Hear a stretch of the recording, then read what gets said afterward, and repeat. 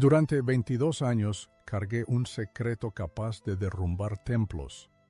Un sobre Manila sellado apareció en mi mesa. Instrucciones en rojo, confidencial. Era el manual del silencio, proteger la imagen, callar víctimas, exigir 2 testigos. Hoy rompo el pacto. Lo que descubrí no era fe, era encubrimiento sistemático, calculado por décadas en muchas congregaciones europeas. Hay noches en las que el silencio pesa tanto que duele, y hay secretos que cargas durante tantos años que se vuelven parte de tu alma, como una cicatriz invisible que solo tú sabes que existe. Hoy, después de más de 2 décadas guardando esto en el fondo de mi corazón, siento que es momento de hablar, de contaros la verdad sobre lo que viví dentro de una organización que respetaba profundamente, hasta que descubrí que mi respeto estaba construido sobre mentiras cuidadosamente tejidas. Hola, queridos míos, me llamo Alejandro Morales y tengo 67 años.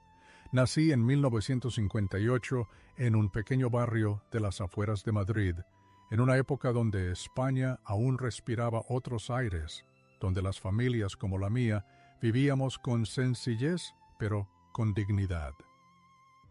Mi padre trabajaba en una fábrica textil. Mi madre cosía en casa para las señoras del barrio, y yo crecí entre el aroma del café matutino y el sonido rítmico de su máquina Singer. Antes de comenzar mi historia, me gustaría preguntaros, ¿desde dónde estáis viendo este vídeo? Dejádmelo en los comentarios ahí abajo. Me llena el corazón saber que mi voz está llegando a tantos rincones diferentes, no solo de España, sino de todo el mundo hispanohablante. Y si podéis, dejad ese like y suscribíos al canal.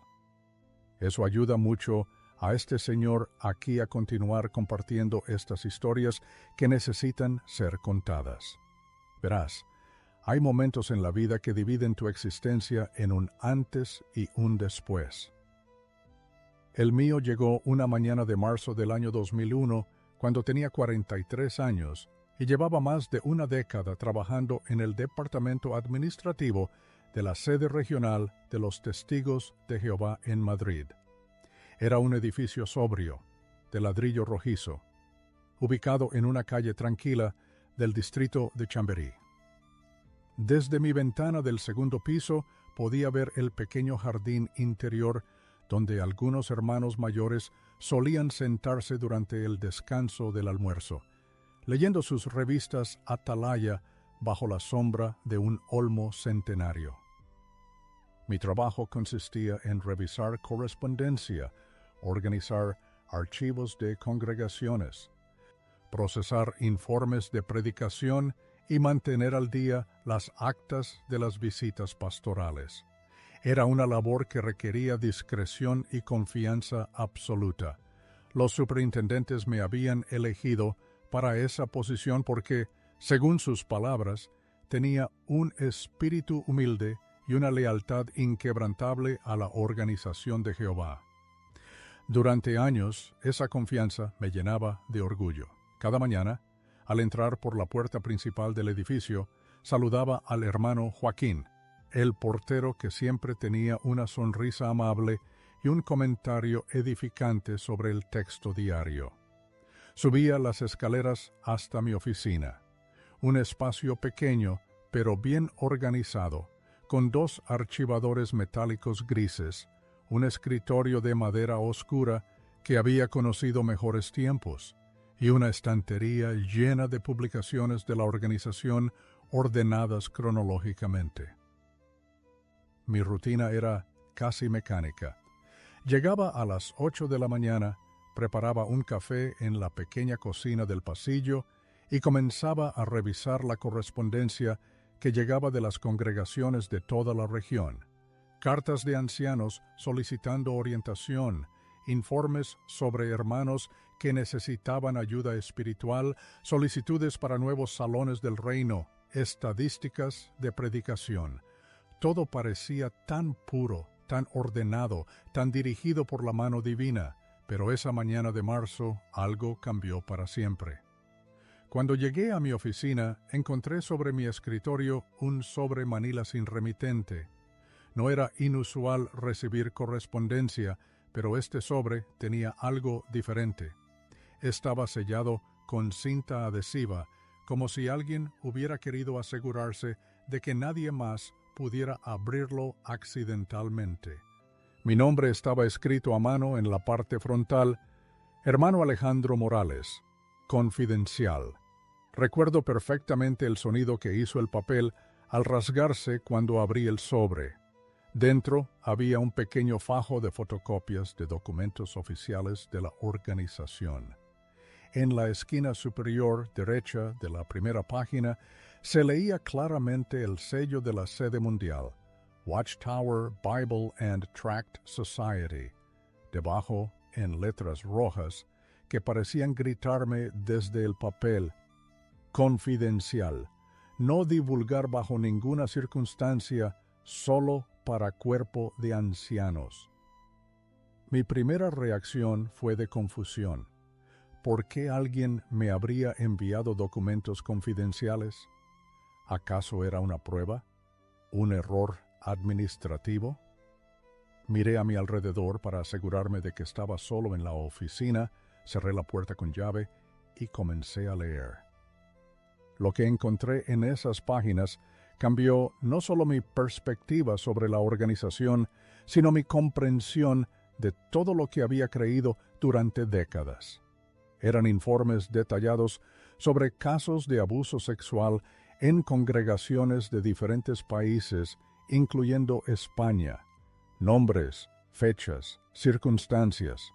Pero lo más perturbador no eran los casos en sí, sino las instrucciones que acompañaban cada informe. Mantener absoluta confidencialidad, no involucrar a autoridades externas, proteger la reputación de la organización por encima de todo. Había cartas de superintendentes regionales dando instrucciones específicas sobre cómo manejar acusaciones. Una de ellas, fechada apenas 6 meses atrás, decía textualmente: si no hay 2 testigos del abuso, el asunto debe considerarse como no comprobado. Instruir a la víctima y su familia sobre la importancia de esperar en Jehová y no causar reproches a su organización hablando con personas externas. El café se me enfrió en las manos mientras leía página tras página. Mi mundo se tambaleaba.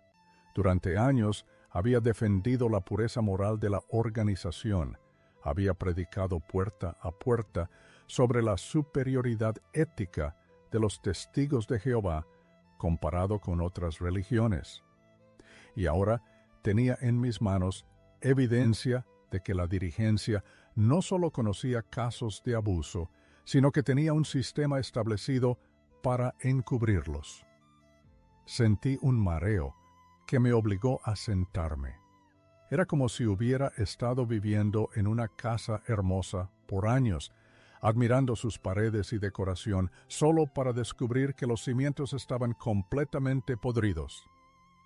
El resto de esa mañana la pasé guardando los documentos en un sobre diferente, escondiéndolos en el fondo de mi cajón personal. No podía concentrarme en nada más. Cada vez que alguien entraba a mi oficina, sentía como si llevara escrito en la frente lo que acababa de descubrir. A la hora del almuerzo, no bajé al comedor con los demás hermanos como solía hacer. Me quedé en mi oficina mirando por la ventana hacia el jardín, donde algunos ancianos conversaban tranquilamente. ¿Cuántos de ellos sabían? ¿Cuántos habían recibido instrucciones similares a las que acababa de leer? Esa noche no pude dormir.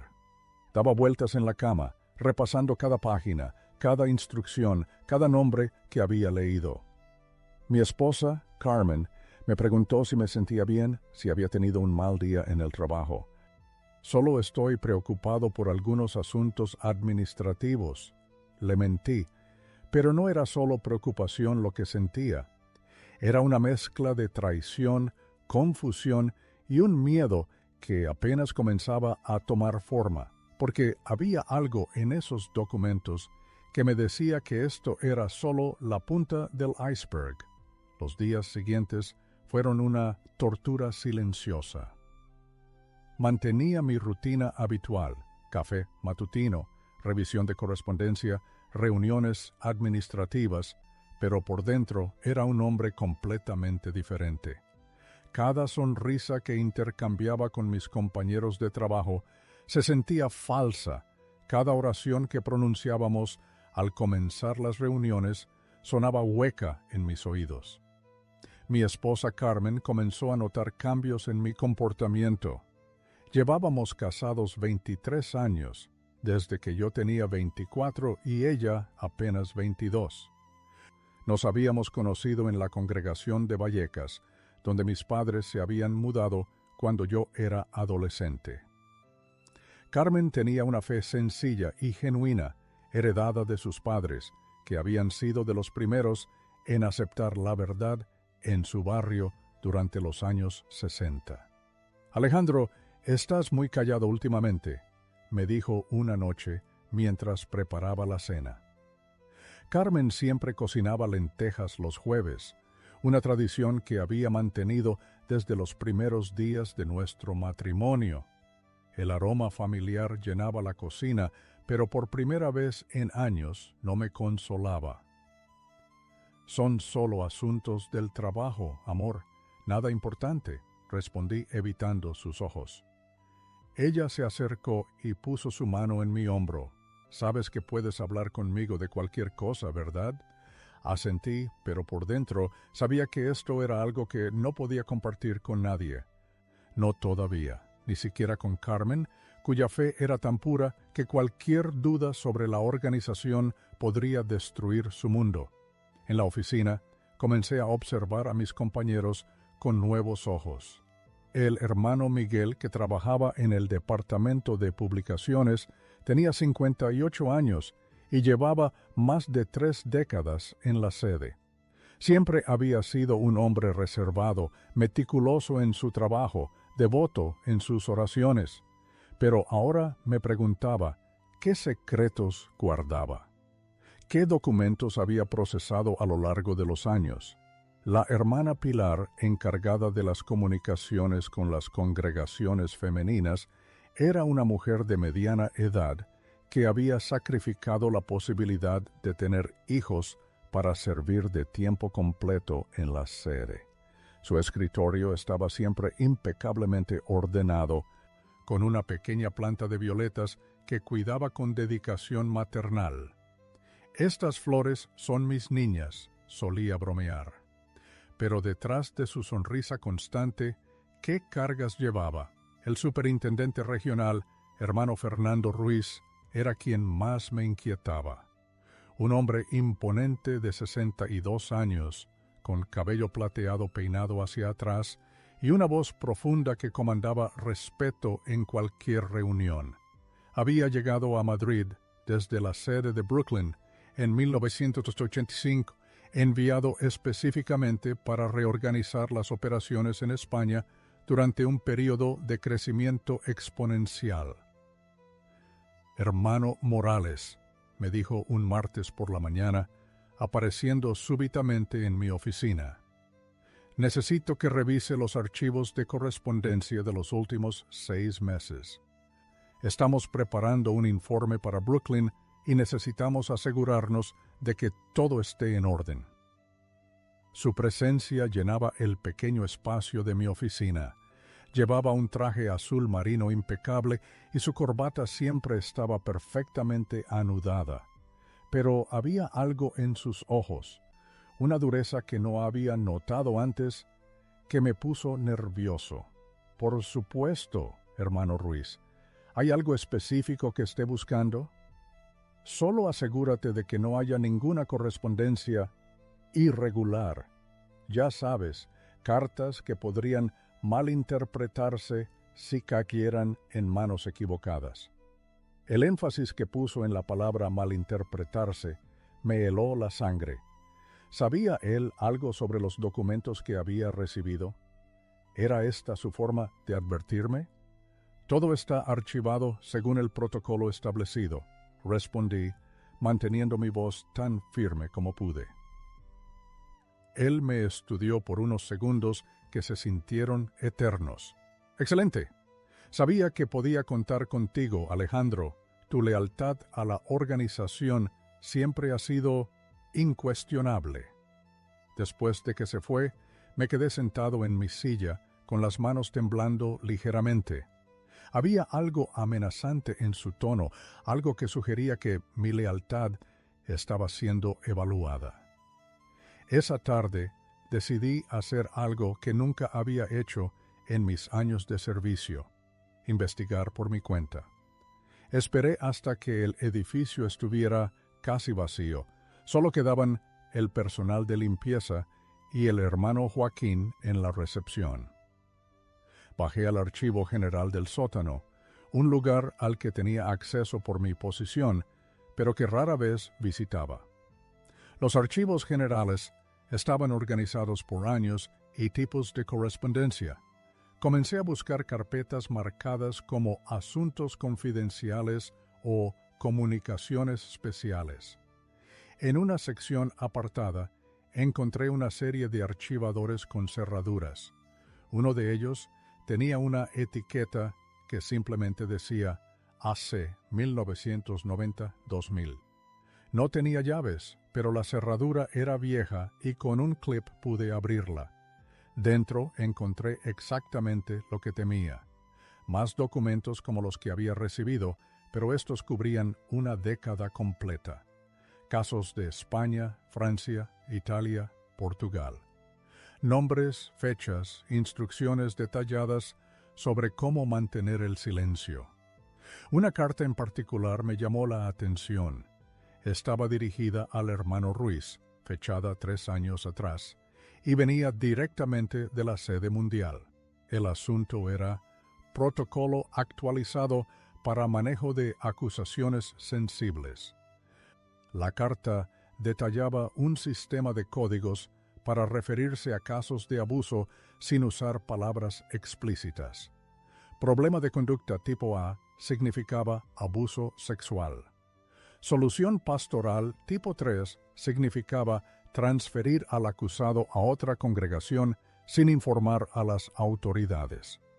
Protocolo de silencio tipo B significaba instruir a las víctimas sobre los peligros espirituales de hablar mal de la organización de Jehová.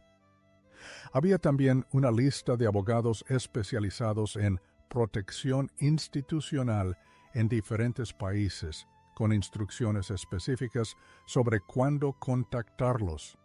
Al final de la carta había una nota manuscrita que reconocí inmediatamente como la letra del hermano Ruiz.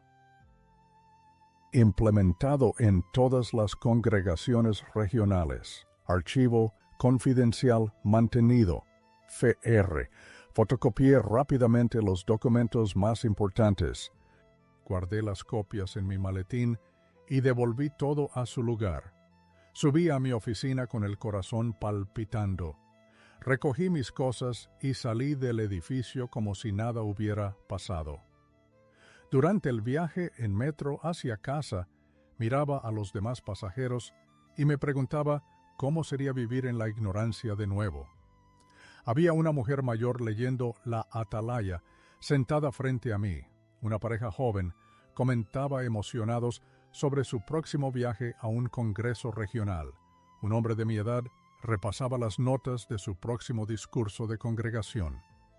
Todos ellos vivían en el mismo mundo que yo había habitado hasta hace pocos días.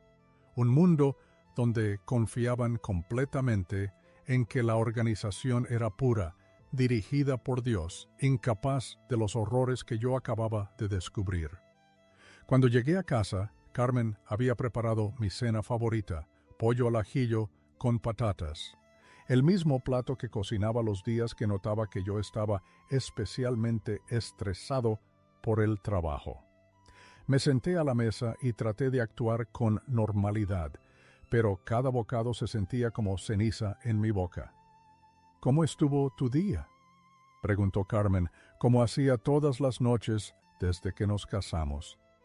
Bien, mentí de nuevo, solo mucho papeleo, pero por dentro sabía que mi mundo, nuestro mundo, estaba a punto de cambiar para siempre, porque había algo que había aprendido durante mis años en la administración. Los secretos tienen vida propia, y una vez que los descubres, ya no puedes fingir que no existen. Esa noche, escondí los documentos en una caja de zapatos en el fondo de nuestro armario, detrás de las mantas de invierno que Carmen guardaba cuidadosamente cada primavera, pero sabía que esconderlos físicamente no me libraría del peso que llevaba en el alma. Mi lealtad había sido incuestionable durante años, pero ahora me enfrentaba a una pregunta que nunca pensé que tendría que responder. ¿Qué haces cuando descubres que todo en lo que has creído está construido sobre mentiras? ¿A quién le debes lealtad cuando la organización que afirma representar a Dios actúa de maneras que contradicen todo lo que Él representa? Las semanas que siguieron fueron un calvario de contradicciones internas. Durante el día mantenía mi fachada de hermano ejemplar, pero por las noches me sumergía en una investigación que me estaba destruyendo por dentro. Había comenzado a hacer copias sistemáticas de todos los documentos confidenciales a los que tenía acceso, no porque tuviera un plan específico, sino porque algo dentro de mí sabía que esta evidencia no podía perderse. Mi rutina se volvió meticulosamente cautelosa. Llegaba temprano al trabajo, antes que el resto del personal, y aprovechaba esos momentos de soledad para acceder a archivos que normalmente estaban bajo supervisión. Había aprendido los horarios exactos de cada persona en el edificio. El hermano Miguel siempre llegaba a las 8:15, la hermana Pilar a las 8:30. El hermano Ruiz variaba entre las 9 y las 9:15. En casa había establecido una rutina igualmente cuidadosa. Carmen solía ducharse todos los días a las 7 de la tarde después de preparar la cena. Esos 20 minutos me daban tiempo suficiente para revisar los documentos que había traído, hacer anotaciones y esconderlos de nuevo. Había encontrado un lugar mejor que la caja de zapatos, dentro de una carpeta de facturas antiguas que Carmen nunca revisaba, guardada en el escritorio del salón. La carga emocional era agotadora. Durante las reuniones de congregación de los jueves por la noche, me sentaba en mi lugar habitual de la tercera fila, junto a Carmen, escuchando las charlas sobre la pureza moral de la Organización de Jehová, y tenía que contener las ganas de gritar la verdad que llevaba dentro. Una noche, el anciano de nuestra congregación, hermano Antonio Vázquez, dio un discurso sobre la importancia de confiar completamente en la Organización de Jehová. Era un hombre mayor de 72 años, que había dedicado toda su vida adulta a servir como anciano. Su voz temblorosa pero firme llenaba el salón mientras leía de La Atalaya. Hermanos, debemos recordar que la Organización de Jehová nunca nos guiaría por mal camino. Cualquier duda que podamos tener es una tentación del diablo para apartarnos del rebaño. Confiar en la organización es confiar en Jehová mismo. Sentí como si me hubiera dado una bofetada. Miré a mi alrededor y vi las caras de mis hermanos en la fe, asintiendo con convicción, algunos tomando notas en sus márgenes de la revista. Carmen, a mi lado, tenía esa expresión de concentración devota que siempre mostraba durante las reuniones más importantes. Después de la reunión, mientras caminábamos hacia casa bajo el aire fresco de abril, Carmen comentó: «Qué discurso tan edificante el del hermano Antonio. Realmente necesitaba escuchar eso esta semana». «¿Por qué?», pregunté. con el corazón acelerado. ¿Había notado algo en mi comportamiento? ¿Había empezado a dudar? Bueno, ya sabes, a veces uno escucha cosas en el trabajo, comentarios de personas mundanas sobre la religión y puede sembrar dudas pequeñitas. Pero noches como esta me recuerdan por qué tenemos tanta suerte de tener la verdad. Asentí, pero por dentro me moría. Mi esposa estaba hablando exactamente de las dudas que yo estaba experimentando, pero las estaba atribuyendo a influencias externas. La ironía era dolorosa. Mis dudas no venían de personas mundanas, sino de los documentos oficiales de la propia organización. En el trabajo, mi relación con el hermano Ruiz se había vuelto tensa de maneras sutiles. Había comenzado a aparecer en mi oficina con más frecuencia, siempre con excusas relacionadas con proyectos administrativos, pero sus ojos parecían estar evaluando constantemente mi estado de ánimo, mi lealtad. Alejandro, me dijo una mañana de mayo, he estado pensando en recomendar tu nombre para una posición en la sede mundial de Brooklyn. Sería una oportunidad extraordinaria para un hermano con tu dedicación. La oferta debería haberme llenado de emoción. Trabajar en la sede mundial era el sueño de cualquier testigo devoto. Pero en mi situación actual sonaba más a una trampa o una forma de alejarme de los archivos que había estado revisando. Es un honor que piense en mí para esa posición, hermano Ruiz, respondí cuidadosamente. Pero mi esposa y yo estamos muy establecidos aquí en Madrid. Nuestras familias, nuestra congregación, las familias se adaptan, interrumpió, con una sonrisa que no llegaba a sus ojos. Y las congregaciones sobreviven a los cambios. Lo que importa es servir donde la organización más nos necesita. Por supuesto. ¿Podría darme algo de tiempo para orar sobre esto y hablarlo con Carmen? Naturalmente, pero no tardes demasiado. Brooklyn está esperando mi recomendación. Esa conversación me confirmó mis sospechas. El hermano Ruiz estaba al tanto de algo. Tal vez no sabía exactamente qué documentos había visto, pero definitivamente había detectado un cambio en mi actitud. Decidí acelerar mi investigación. Durante las siguientes semanas, trabajé sistemáticamente a través de cada archivo al que tenía acceso. Descubrí que el problema era mucho más extenso de lo que había imaginado inicialmente. No se trataba solo de casos aislados de abuso sexual, sino de un patrón sistemático de encubrimiento que se extendía por décadas y continentes.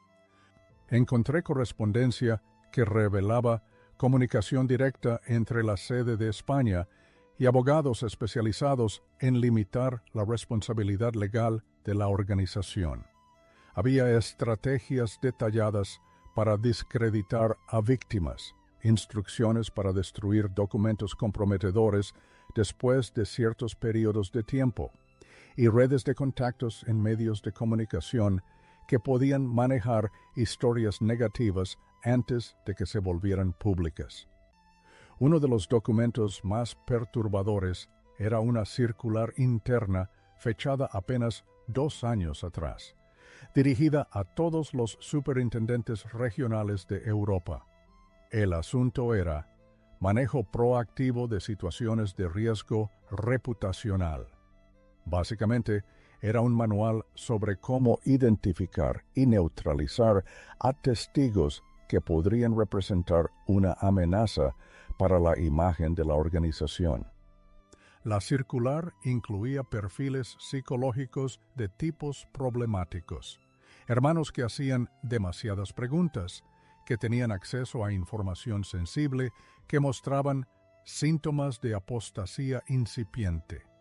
El documento describía estrategias para aislar a estas personas de posiciones de confianza, transferirlas a congregaciones donde pudieran ser mejor monitoreadas, e incluso técnicas para presionar a sus familias como forma de control. Mientras leía esto, me di cuenta de que yo mismo estaba convirtiéndome en uno de esos tipos problemáticos. Mi comportamiento reciente encajaba perfectamente en el perfil descrito. Acceso a información sensible, cambios sutiles en la actitud, preguntas que antes no hacía. Esa noche, llegué a casa más tarde de lo usual. Carmen estaba en la cocina, preparando una ensalada para acompañar el pescado que había comprado en el mercado. ¿Todo bien en el trabajo?, preguntó, como siempre, pero esta vez detecté una nota de preocupación genuina en su voz. Sí, solo algunos proyectos que están tomando más tiempo del esperado. Mentí de nuevo. Carmen dejó de cortar tomates y se acercó a mí. Alejandro, llevamos más de 20 años casados. Te conozco mejor que nadie. Algo te está preocupando y no es solo trabajo. ¿Hay algo que necesites contarme? Por un momento estuve tentado de decirle todo, de sacar todos los documentos, mostrarle las evidencias, compartir el peso terrible que había estado cargando solo. Pero miré sus ojos llenos de amor y preocupación y supe que no podía hacerlo. No todavía. Carmen había construido toda su identidad alrededor de su fe. Sus mejores amigas eran de la congregación, su sentido de propósito venía de la predicación, su esperanza para el futuro se basaba completamente en las promesas de la organización. Solo estoy pasando por un periodo de estrés, dije finalmente. Ya sabes cómo puede ser el trabajo administrativo a veces.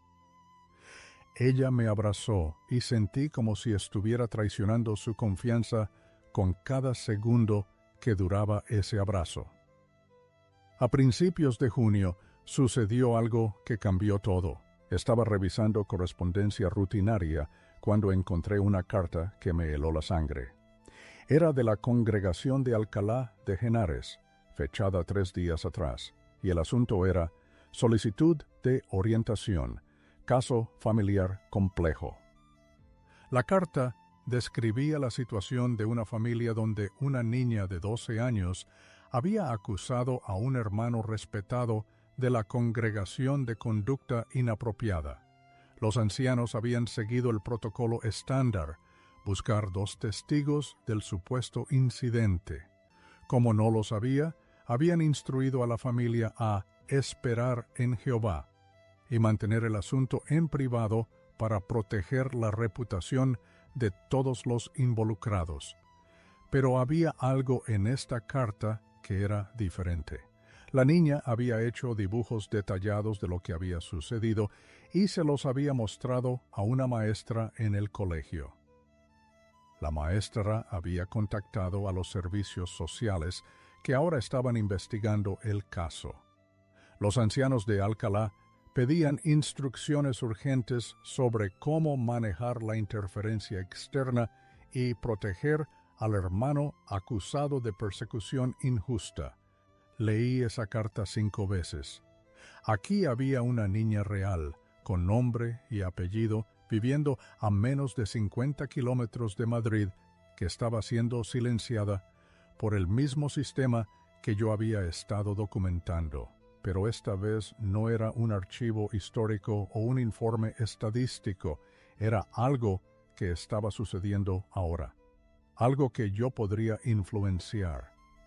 Por primera vez desde que había comenzado esta investigación, sentí que no podía simplemente documentar y esperar. Tenía que actuar. Esa noche, después de que Carmen se durmiera, saqué todos los documentos que había recopilado durante los últimos meses. Los extendí sobre la mesa del comedor y los organicé cronológicamente. Era una colección abrumadora. Más de 200 páginas de evidencia que mostraban un patrón sistemático de encubrimiento que se remontaba a décadas. Pero mientras los miraba, me di cuenta de algo terrible. Incluso con toda esta evidencia, yo no tenía poder para hacer nada desde dentro de la organización. Cualquier intento de presentar estos documentos a través de canales oficiales resultaría en mi expulsión inmediata y la destrucción de la evidencia. El sistema estaba diseñado específicamente para protegerse de personas como yo. Sin embargo, había algo que podía hacer.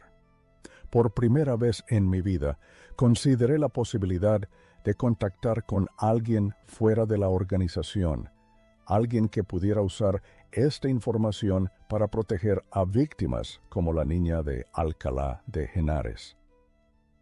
Esa madrugada tomé una decisión que sabía que cambiaría mi vida para siempre. Busqué en la guía telefónica el número del periódico El País. No sabía exactamente qué iba a hacer con esa información, pero sabía que había llegado el momento de dejar de ser solo un observador pasivo de los secretos que había descubierto.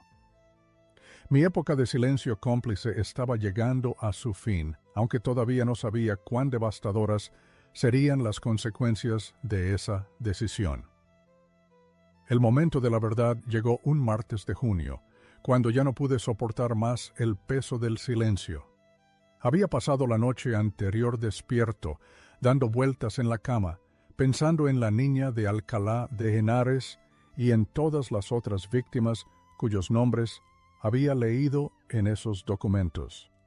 Carmen dormía pacíficamente a mi lado, ajena a la tormenta que se desataba en mi interior. A las 5 de la mañana me levanté, preparé café y me senté en la cocina con el número de El País que había encontrado días atrás. Mis manos temblaban mientras marcaba los números en nuestro teléfono fijo. Era demasiado temprano para que alguien contestara en la redacción, pero necesitaba hacer algo, cualquier cosa, para romper la parálisis que me había mantenido inmóvil durante semanas. Cuando finalmente contestaron, pedí hablar con alguien del departamento de investigación. Me dijeron que llamara más tarde, pero logré explicar brevemente que tenía información sobre encubrimiento de abusos sexuales en una organización religiosa. La persona al otro lado del teléfono, una mujer con voz profesional, me dio el número directo de una periodista especializada en casos similares. Se llama Elena Martínez, me dijo. Llámela después de las 10 de la mañana. Colgué el teléfono y me quedé sentado en la penumbra de la madrugada, sabiendo que había cruzado una línea de la que no habría vuelta atrás. Hasta ese momento, todo lo que había hecho podría considerarse curiosidad o investigación personal. Pero contactar con un periódico era traición absoluta según los estándares de la organización. Llegué al trabajo esa mañana con una extraña sensación de calma. Era como si hubiera tomado una decisión tan definitiva que ya no había espacio para la ansiedad. Durante las primeras horas trabajé en mi rutina normal, pero a las 10 en punto bajé al teléfono público que había en el vestíbulo del edificio. Elena Martínez, contestó una voz clara y directa. Buenos días, mi nombre es Miguel. Mentí instintivamente. Me dijeron que usted investiga casos de abuso institucional. Así es. ¿De qué organización estamos hablando? Respiré profundo. Los Testigos de Jehová. Hubo una pausa breve. ¿Tiene usted documentación o solo testimonio personal? Documentación. Mucha documentación. ¿Podemos reunirnos? Prefiero hablar en persona para este tipo de casos. Acordamos encontrarnos esa tarde en una cafetería del centro de Madrid, lejos de cualquier lugar donde pudiera ser reconocido por hermanos de la congregación. Le dije que llevaría una carpeta azul y que usaría una corbata roja para que pudiera identificarme.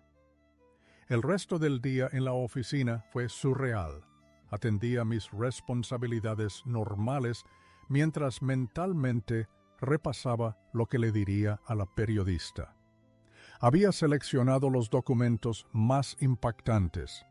casos recientes con nombres y fechas específicas, cartas de instrucciones de la sede mundial, correspondencia sobre estrategias legales para evitar responsabilidad.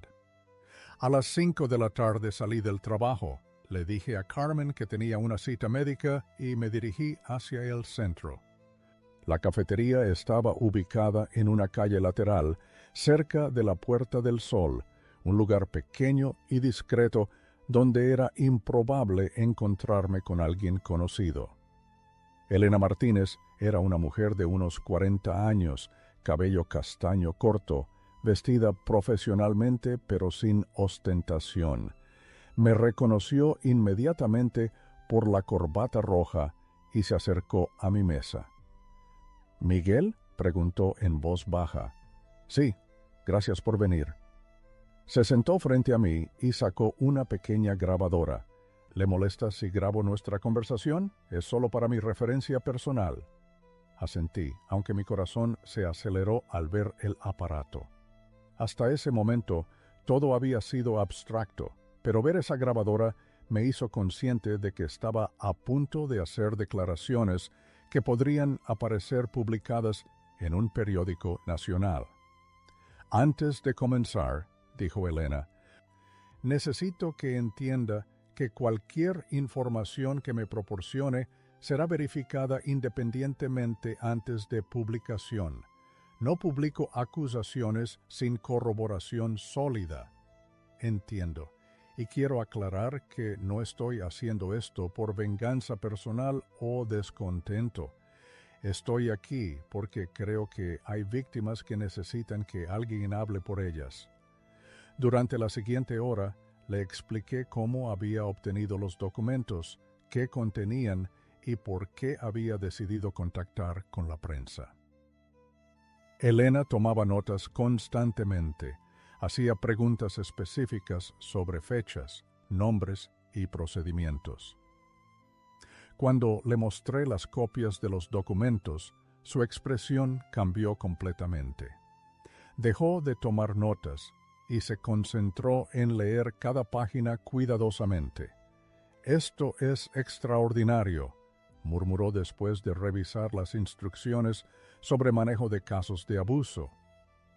¿Estás seguro de que estos documentos son auténticos? Absolutamente. Los he fotocopiado yo mismo de los archivos oficiales.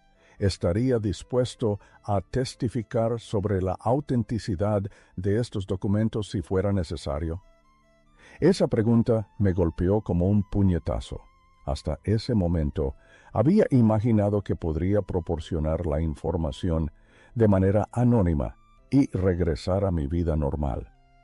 Pero Elena estaba hablando de testimonio público, lo cual significaría exponer completamente mi identidad. Necesito pensarlo, respondí. Lo entiendo, esto no es una decisión fácil, pero debo advertirle que sin alguien dispuesto a verificar públicamente la autenticidad de estos documentos, será muy difícil publicar esta historia. Salí de esa reunión con más preguntas que respuestas. Elena había guardado copias de algunos documentos y me había prometido llamarme en una semana con los resultados de su investigación inicial. Pero me había dejado claro que eventualmente tendría que decidir si estaba dispuesto a dar la cara públicamente. Durante los días siguientes viví en un estado de ansiedad constante. Cada vez que sonaba el teléfono en casa, esperaba que fuera Elena con noticias. Cada vez que el hermano Ruiz aparecía cerca de mi oficina, me preguntaba si había descubierto algo. La llamada llegó el viernes por la tarde. Elena había verificado independientemente varios de los casos mencionados en los documentos y había confirmado que las víctimas realmente existían y que los procedimientos descritos coincidían con sus experiencias. Miguel, me dijo, esta historia va a publicarse. La documentación es demasiado sólida y el problema demasiado grave para ignorarlo. La pregunta es si usted va a estar incluido como fuente identificada o si intentamos proteger su anonimato. ¿Qué recomienda? Francamente, su testimonio directo daría mucha más credibilidad a la historia. Usted es alguien desde dentro del sistema, sin motivaciones personales obvias para mentir. Su participación podría marcar la diferencia entre una historia que causa revuelo temporal y una que realmente genera cambios. Esa noche, después de que Carmen se durmiera, salí al pequeño balcón de nuestro apartamento y miré las luces de Madrid extendiéndose hacia el horizonte. Sabía que cualquier decisión que tomara cambiaría no solo mi vida, sino la de Carmen, nuestras familias, todos nuestros amigos en la congregación. Pero también pensé en la niña de Alcalá de Henares, en todas las víctimas cuyos nombres había leído en esos documentos, en las futuras víctimas que podrían evitarse si esta información se hacía pública. El lunes por la mañana, llamé a Elena desde el teléfono público del trabajo. He tomado mi decisión, le dije. Estoy dispuesto a identificarme públicamente como la fuente de estos documentos, pero necesito que me dé tiempo para hablar con mi esposa antes de que se publique nada. Por supuesto. ¿Cuánto tiempo necesita? ¿Una semana? La historia saldrá el próximo domingo. ¿Le parece bien? Sí, respondí, sabiendo que acababa de sellar mi destino. La semana más difícil de mi vida había comenzado. Tenía 7 días para encontrar la manera de decirle a Carmen que todo lo que habíamos construido juntos estaba a punto de derrumbarse. 7 días para prepararme para perder mi trabajo, mi comunidad, mi identidad, tal como la había conocido durante décadas. El martes por la noche, después de cenar, Carmen estaba bordando en el sofá mientras yo fingía leer la Atalaya. Era una escena doméstica perfectamente normal que se repetía casi todas las noches desde hacía años, pero esta vez cada segundo se sentía cargado de una tensión insoportable. Carmen, comencé, poniendo la revista sobre la mesita de café. Necesitamos hablar de algo importante. Ella levantó la vista de su bordado, una pequeña funda de cojín con flores que estaba haciendo para nuestra sobrina. ¿Qué pasa, amor? Es sobre mi trabajo, sobre algunas cosas que he descubierto. Su expresión cambió inmediatamente a preocupación. ¿Estás en problemas? ¿Va a pasar algo con tu posición? Es más complicado que eso. Respiré profundo, buscando las palabras correctas.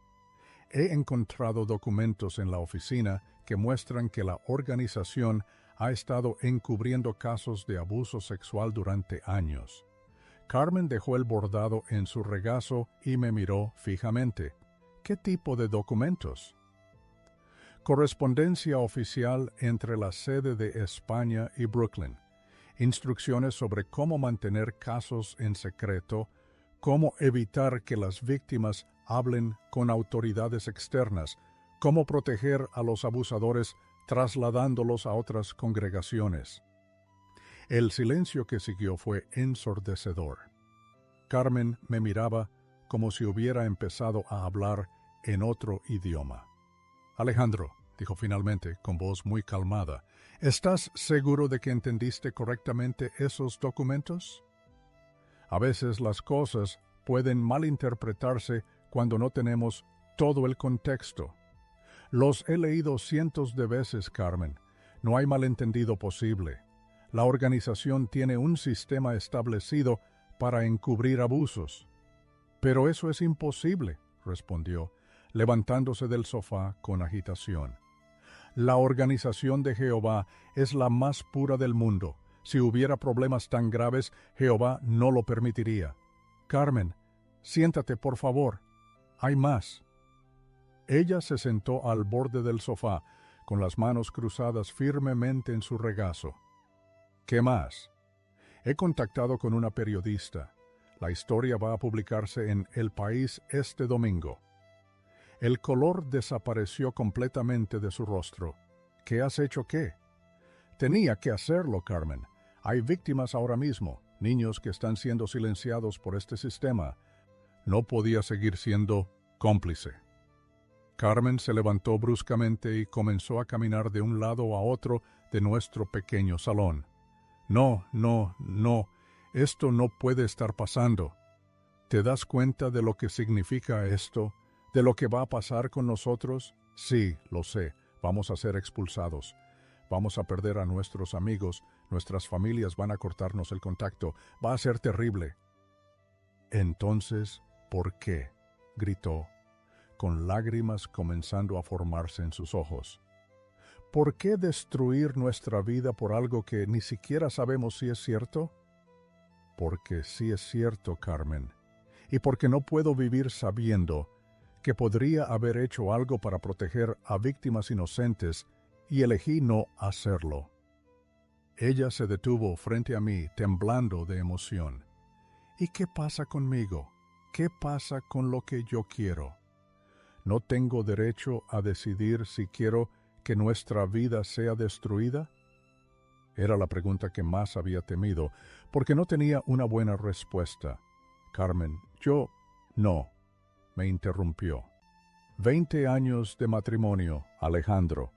20 años construyendo una vida juntos en la verdad. Y la tiras por la borda por unos documentos que podrían ser falsos, mal interpretados, sacados de contexto. No son falsos, ojalá lo fueran. Carmen se dirigió hacia el dormitorio, pero se detuvo en la puerta. Necesito tiempo para procesar esto. No puedo hablar de esto ahora. Los días siguientes fueron como vivir con un fantasma. Carmen y yo compartíamos el mismo espacio físico, pero apenas nos hablábamos. Ella se levantaba temprano, preparaba el desayuno en silencio y se iba a su trabajo en la oficina de correos antes de que yo terminara de alistarme. Por las noches cenábamos viendo las noticias, sin hacer comentarios sobre nada. En el trabajo traté de mantener la normalidad, pero era imposible concentrarme. Cada vez que veía al hermano Ruiz, me preguntaba si sospechaba algo. Cada documento que procesaba me recordaba la decisión que había tomado y las consecuencias que se avecinaban. El jueves, Carmen rompió su silencio durante la cena.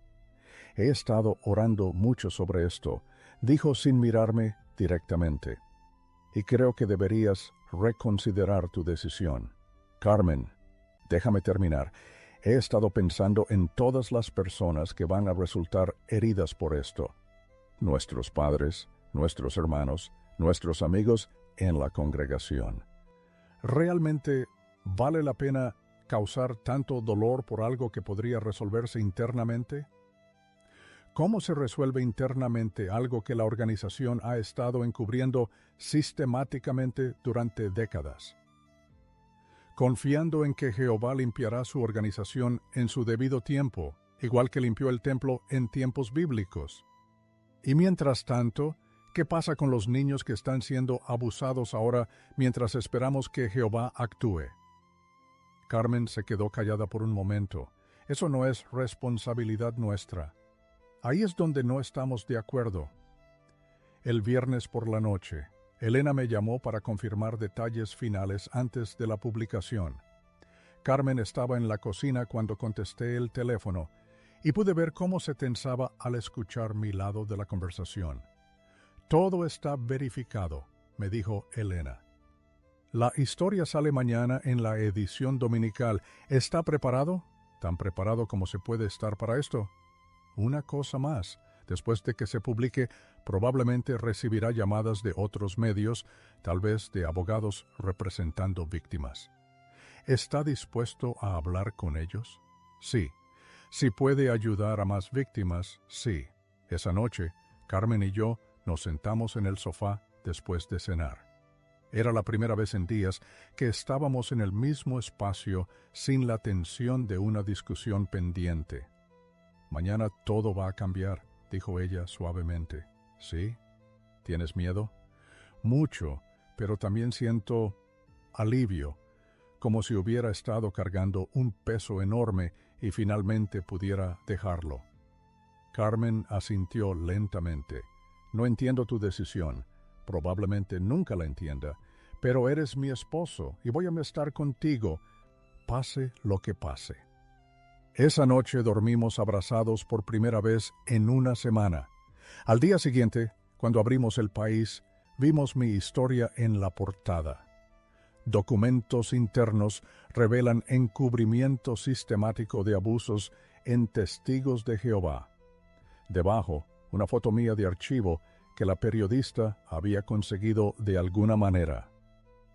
Mi teléfono comenzó a sonar a las 8 de la mañana y no paró en todo el día.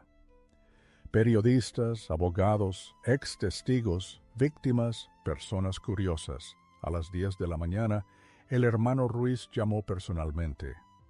«Alejandro», dijo con voz helada, «necesito que vengas a la oficina inmediatamente». No creo que eso sea buena idea. No era una sugerencia. Colgué el teléfono y miré a Carmen, que había estado escuchando la conversación. «Ya comenzó», le dije. «Ya comenzó», confirmó ella. Durante las siguientes semanas, fuimos oficialmente expulsados de la congregación. Nuestras familias cortaron contacto con nosotros. Perdimos prácticamente todos nuestros amigos. Carmen tuvo que cambiar de congregación de trabajo porque algunos testigos trabajaban en correos y el ambiente se volvió insoportable. Pero también sucedieron cosas inesperadas.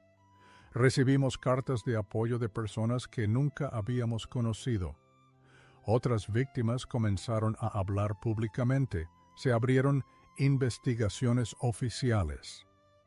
Abogados comenzaron a tomar casos contra la organización. Carmen y yo comenzamos a asistir a una iglesia católica del barrio. El padre Antonio, un hombre mayor, con una sonrisa genuina, nos recibió sin preguntas y sin presión para convertirnos inmediatamente.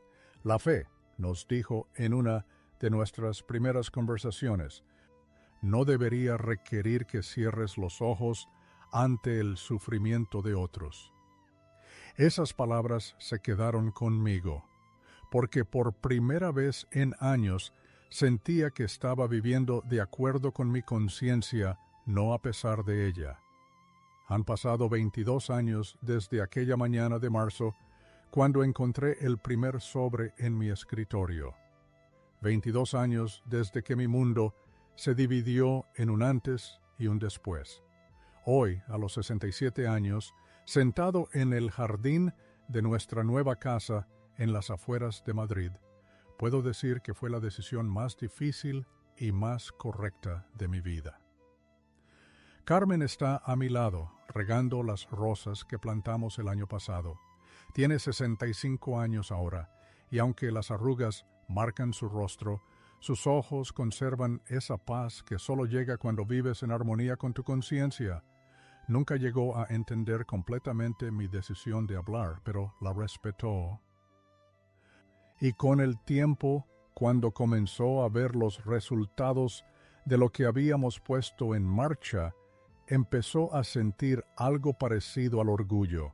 «¿Sabes?», me dice mientras ajusta el aspersor sobre las flores, «ayer recibí otra carta de agradecimiento». Son cartas que llegan esporádicamente, de personas que conocieron nuestra historia a través de artículos posteriores, documentales o testimonios en juicios. Víctimas que finalmente encontraron el valor para hablar, padres que protegieron a sus hijos, personas que cuestionaron sistemas que antes aceptaban ciegamente. La última carta venía de una mujer llamada Ana, que había sido abusada cuando era niña en una congregación de Valencia. «Gracias a personas como ustedes», escribía, «pude entender que no era mi culpa y que merecía justicia. Ahora soy trabajadora social y ayudo a otros niños en situaciones similares». Estas cartas son mi verdadera recompensa, porque aunque perdimos mucho, familia, amigos, comunidad, identidad religiosa, ganamos algo invaluable, la certeza de haber hecho lo correcto. Los primeros años después de la expulsión fueron devastadoramente difíciles. Carmen perdió contacto completamente con sus padres, que murieron sin volver a hablarle. Mi hermana menor, María, a quien había ayudado a criarse después de la muerte de nuestro padre, me cortó el contacto durante 15 años. Perdimos la red social que había sido nuestra vida entera. Económicamente también fue complicado. Obviamente perdí mi trabajo en la sede, y conseguir empleo no fue fácil para un hombre de 43 años cuya experiencia laboral anterior se limitaba a trabajo administrativo en una organización religiosa. Finalmente encontré trabajo en una pequeña empresa de contabilidad, donde mi atención al detalle, desarrollada durante años manejando documentos confidenciales, resultó útil. Carmen tardó más en adaptarse. Durante meses después de nuestra expulsión, se despertaba llorando. No era solo la pérdida de la comunidad religiosa, era la pérdida de su cosmovisión entera. Los testigos de Jehová habían sido su brújula moral, su explicación para todo, su esperanza para el futuro. Sin eso, se sentía completamente perdida. Es como si hubiera estado viviendo en una casa durante años, me dijo una noche, y de repente descubriera que toda la casa era una ilusión. No sé ni dónde poner los pies. Nuestro camino hacia la sanación fue lento y a veces doloroso. Comenzamos a asistir a sesiones de terapia con una psicóloga especializada en trauma religioso. Aprendimos conceptos como pensamiento crítico, manipulación psicológica y abuso espiritual, que nos ayudaron a entender lo que habíamos vivido. La doctora Hernández, nuestra terapeuta, nos explicó que lo que habíamos experimentado era normal para personas que salían de grupos de autocontrol. No solo perdieron una religión, nos dijo, perdieron una forma completa de ver el mundo. Es natural que se sientan desorientados. Gradualmente comenzamos a reconstruir nuestras vidas. La Iglesia Católica de nuestro barrio se convirtió en un refugio inesperado. El Padre Antonio nos recibió sin presión para convertirnos, sin interrogatorios sobre nuestro pasado, simplemente ofreciendo apoyo espiritual para quien lo necesitara. Dios es mucho más grande que cualquier organización religiosa, nos dijo en una de nuestras primeras conversaciones. Y la verdad no teme al escrutinio. Esas palabras resonaron profundamente en mí. Durante años había vivido en un sistema donde hacer preguntas era equivalente a falta de fe, donde la lealtad ciega era valorada por encima de la honestidad intelectual. Encontrar una comunidad espiritual que celebraba el pensamiento crítico fue liberador. Con el tiempo, me involucré en grupos de apoyo para exmiembros de sectas religiosas. Compartir mi historia con otros que habían pasado por experiencias similares fue terapéutico. Conocí a ex-mormones, ex-miembros de la Iglesia de la Unificación, personas que habían dejado grupos evangélicos fundamentalistas.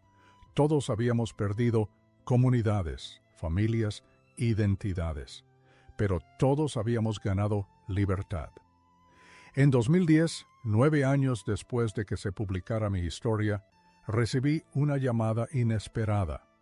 Era de un abogado que representaba a víctimas de abuso en casos contra la Organización de los Testigos de Jehová en varios países. Señor Morales, me dijo, los documentos que usted filtró en 2001 han sido fundamentales para múltiples casos legales.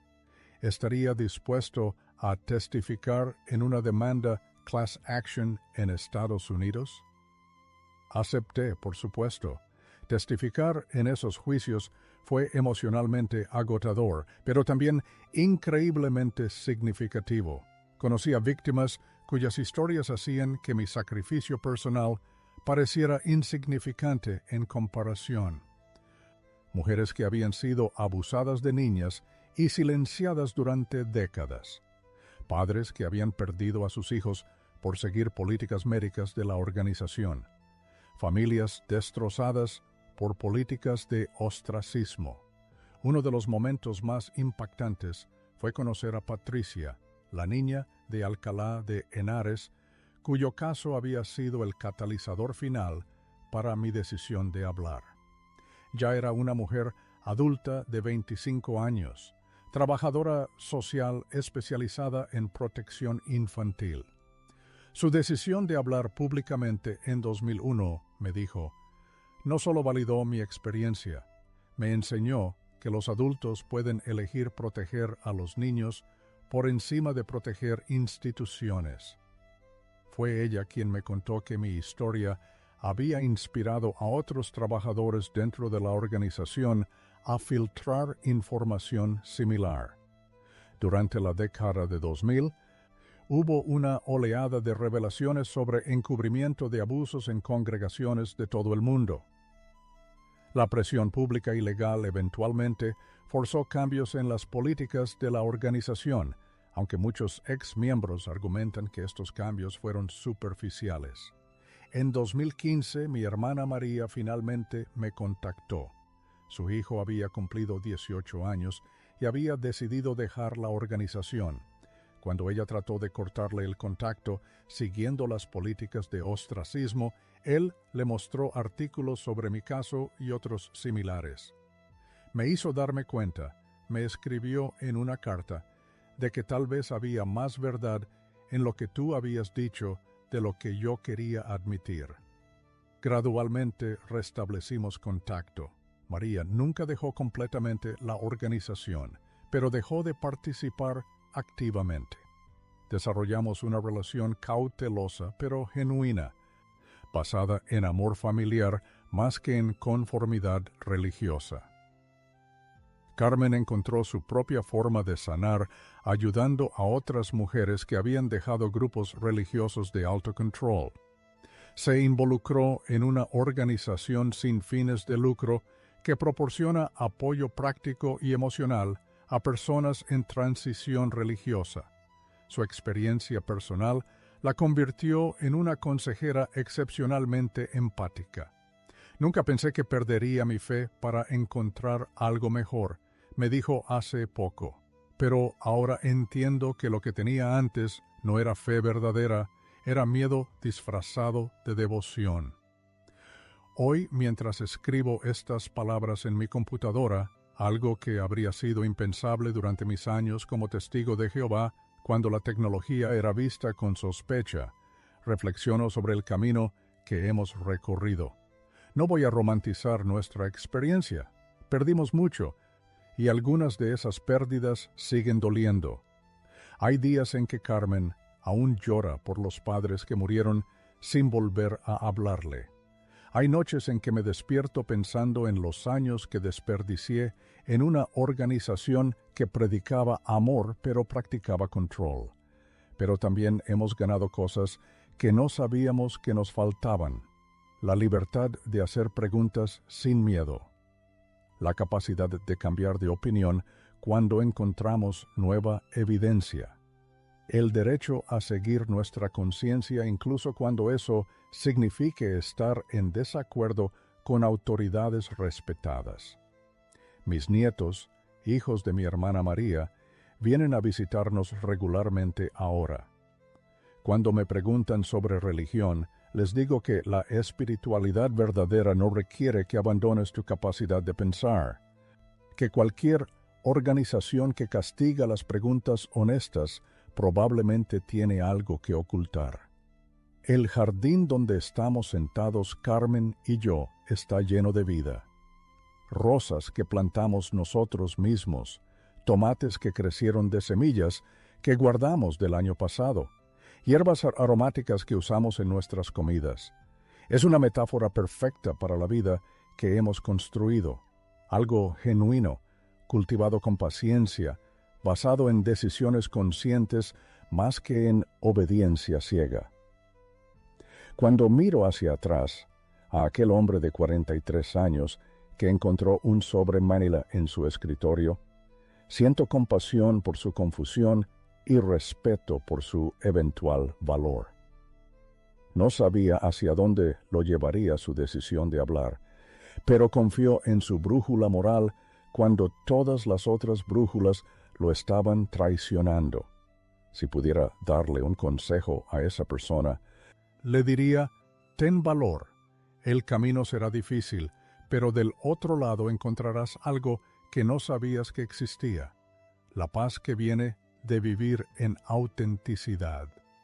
Esta es una historia real, compartida por uno de nuestros suscriptores. Muchas gracias por confiar en nosotros. Si tú también tienes una historia que te gustaría compartir, escríbela en los comentarios. Estaremos muy felices de contar tu historia en nuestro canal.